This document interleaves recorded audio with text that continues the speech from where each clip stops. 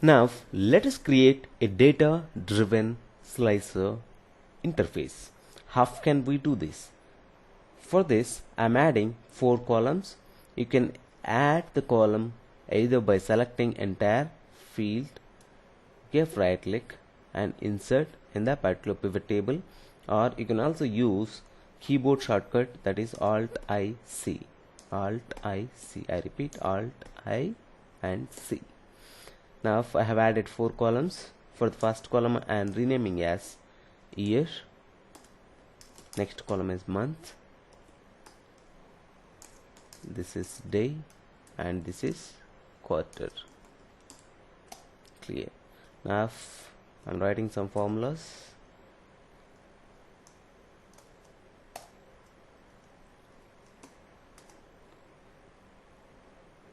Date format.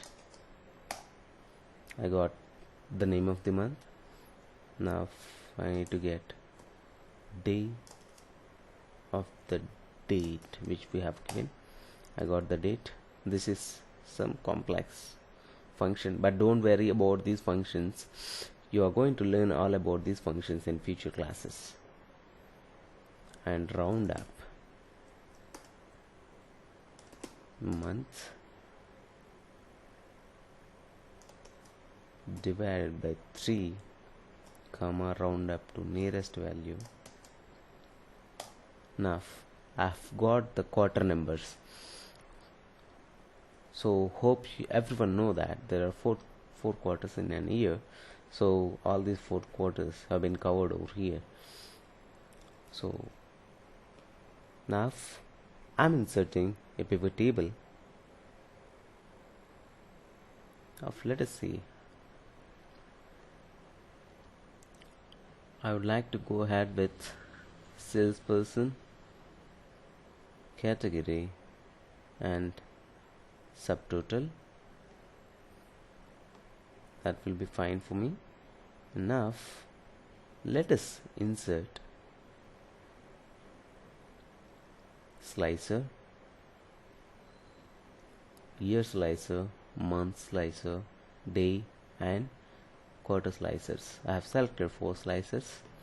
Now you can observe all my 4 slicers are available over here. I want to give nice formatting for these slicers, quarter and day. Let us go on with the year slicer first. This is fine for me. I want to change the color and columns for the month slicer. Now I would like to increase columns, and I would also like to change the size like this. I've adjusted the width. Enough. All the months have fit into single row with 12 columns. Now this is fine.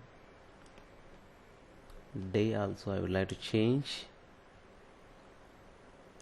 changing the size of the particular slicer. I'm increasing the width.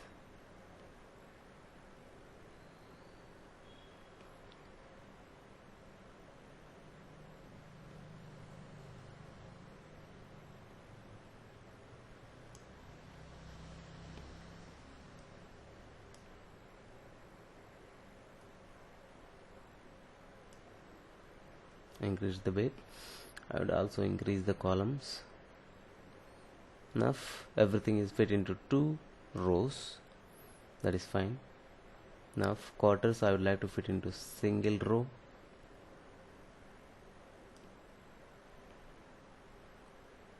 Right. Drag it over here and adjust the width and heights. Clear. Now all my 4 slicers are available over here, but I want to change some nice formatting for these slicers.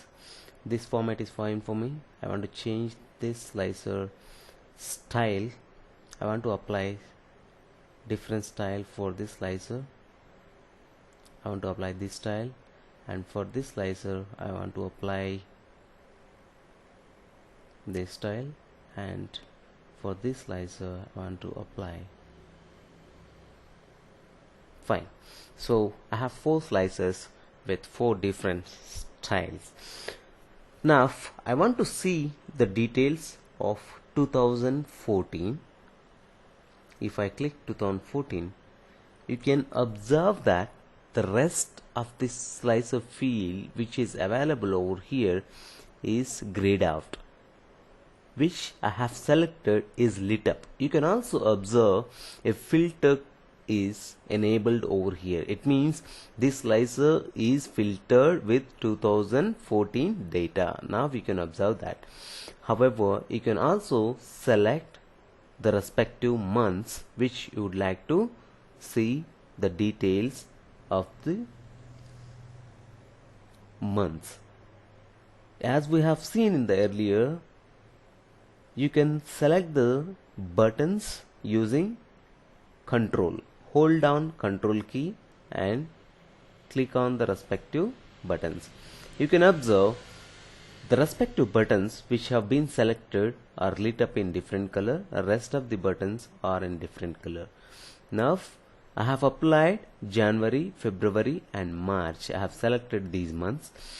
If you observe the last slicer, that is quarter slicer, I did not select anything in this slicer, but still the rest of the quarters have been disabled.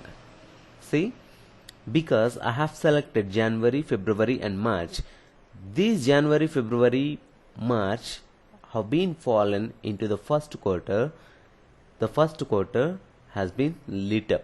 However, you can also observe, I am removing the filter now. If you observe December, November and October, you can observe 1, 2, 3 quarters have been lit up, because these quarters only the sales figures are available with different categories. Now I am removing the filters. Now I want to see the sales by category of that particular employee only for the respective months or particular month in 2014. If you observe in day slicer, there are some fields which are in disable mode. Those are 5, 8, 21 and 22, because in those dates no sales have been happened, no sales occurred. So this is how we can use a date driven slicer interface. You can select like this. You can also go by dates. If you want to see only that particular day's result, you can get it. How can I make sure whether I am getting the accurate result or not? Say in 2014 on 1st January we have 149 sales by category of drama and by the employee of Bobby. How can we make sure? Just double click on that. So you can observe 149 over here. You can observe the dates over here. So hope everyone know this, how to get these details. This is called drill down through the values. Let us see over here 2014 January. We have selected January 1st.